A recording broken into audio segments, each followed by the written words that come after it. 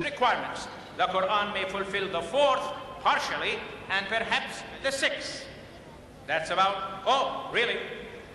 Now, Muslims believe that certain passages of the Quran are mansukh or annulled by verses revealed later chronologically than themselves, which are called nasikh.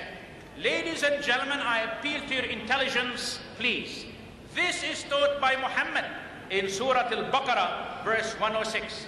ما ننسخ من آية أو نفسها أو ننسها. That right?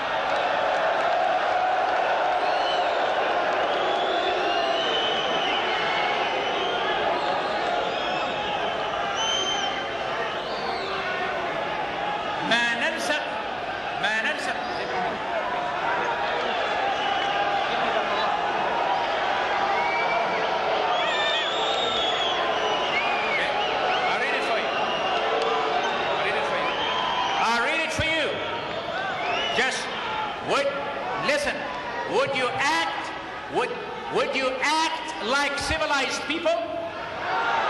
ما ننسخ من آية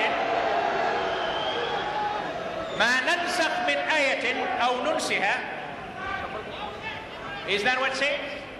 Such of our revelation as we abrogate or cause to be forgotten, we bring in place one better of the like thereof. Knowest thou not that Allah is able to do all things?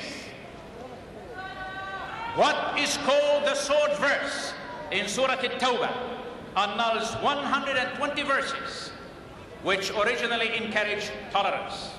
One tradition has it that Aisha declared emphatically that the Surah As-Saff, the ranks, 61, had 200 verses during Muhammad's lifetime. When Muhammad actually died and Uthman standardized the Quran, the surah had only 72 verses. Incidentally, most any Quran you have has different verse numbers.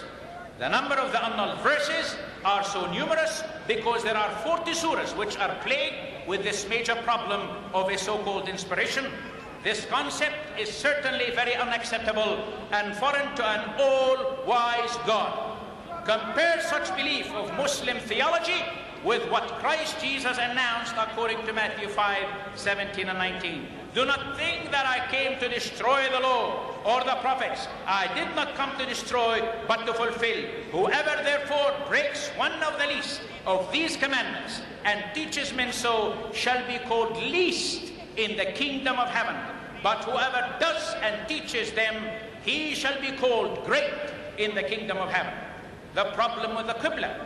Another proof of this strange belief is recognized in that Muhammad communicated to his early followers in Mecca that the Qibla, the physical direction of their prayers, was toward Kaaba. Then he abrogated that once he migrated to Medina so as to please the predominant Jewish population. Now he emphasized to his followers they must turn toward Jerusalem. Surprisingly enough, 17 months later, Allah changed his mind for the second time by commanding Muhammad to look towards Mecca again and no longer Jerusalem when Muslims pray. A man makes mistakes, ladies and gentlemen, and needs to correct them, but such is not the case with God.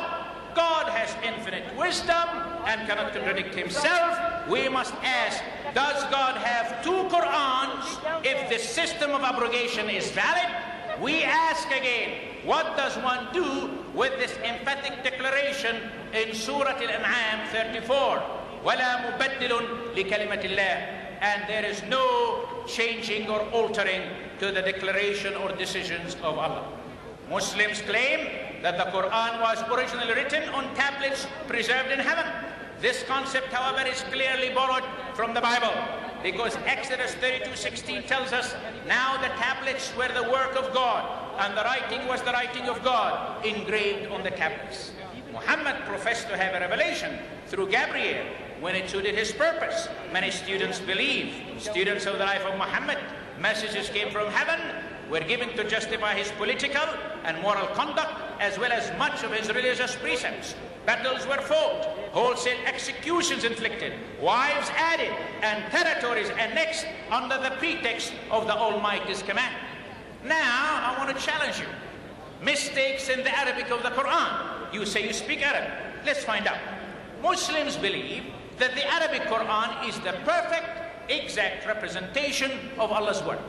That is why only the Arabic Quran is considered authoritative, and why so many Muslims who know no Arabic still feel a compulsion to memorize portions of the Quran in Arabic, although they cannot speak it and communicate with you.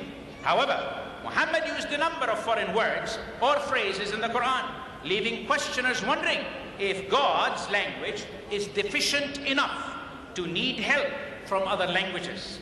An orator demonstrates his speaking abilities by not borrowing expressions from other languages. How then do we have the opposite in a book which God himself is supposed to have inspired in Arabic? Foreign words. Pharaoh comes from the Egyptian language. Adam from the Akkadian language. Basharan should have been the word, or insan, which are the Arabic words. Ibrahim comes from the Assyrian. A more accurate word will be Abu Rahim. From Persian, we have Harut, Marut, Sirat, Hur, Jan, Firdaus. From Syria, Tabut, Taghut, Malakut, Zakat. From Hebrew, Habir, Sakina, Jahannam, Ma'un. From Greek, Injil, which means Bishara, good news. That is not all. Here is the Arabic Quran with words from Egyptian, Akkadian, Assyrian, Persian, Syriac, Hebrew, Greek. 7 languages. An Arabic reader is astounded also at the obvious mistakes in the following surahs. First, Surah Al-Baqarah 177.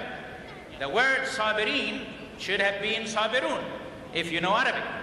Then again, Surah Al-A'raf 160. وَقَطَعْنَاهُمْ إِثْنَتَيْ عَشَرَةَ أَسْبَاطًا should have been إِثْنَتَيْ عَشَرَ سِبْطًا. Surah Al-Nisa 162. وَالْمُقِيمِينَ الصَّلَاةِ should have been وَالْمُقِيمُونَ الصَّلَاةِ. Then Surah Al-Ma'idah verse 69. As-Sabi'in is the more correct Arabic than As-Sabi'un. Then At-Tawbah, فَإِذَا انْسَلَخَ الْأَشْهُرُ الْحَرَامِ should have been فَإِذَا انْسَلَخ, plural. The words kun fayakun are a gross error in Arabic. The grammatical structure demands kun fakan, let there be and there was, not there shall be, as in the Quran. Yes, sir. Going forward, Abraham's father is wrongly called Azar in the Quran. At Surah Al-An'am, verse 74. The Bible, however, which is much earlier than the Quran, names him correctly Tarah. Abraham, summary of the Quranic errors concerning Abraham. Abraham didn't have 2 sons, he had 8. Genesis 25. Not 2 wives, but 3.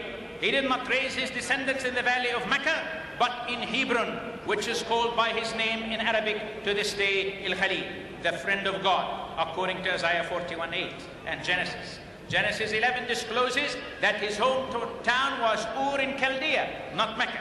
He wandered through Haran, as Genesis 11 recounts, not Arabia. He went to Canaan, as God instructed him in Genesis, not to Mecca's valley.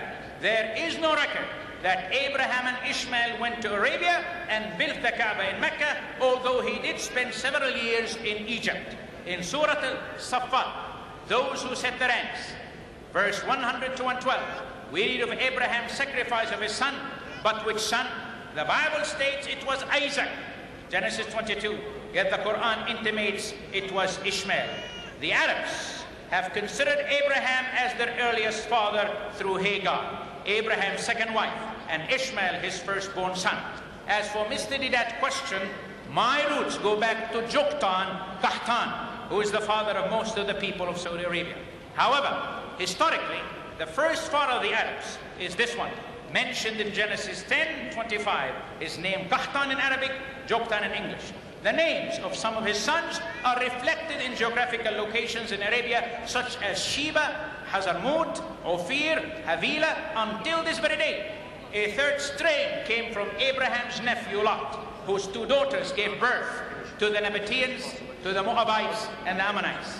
A fourth strain came from Jacob's twin brother, Esau, according to Genesis 36. Finally, and most people forget this strain, Keturah, whom Abraham married after Sarah's death, gave birth to 6 more sons, who also became forefathers of more Arab tribes. Therefore, Abraham was only 1 out of 5 of the forefathers of our people. The savage struggle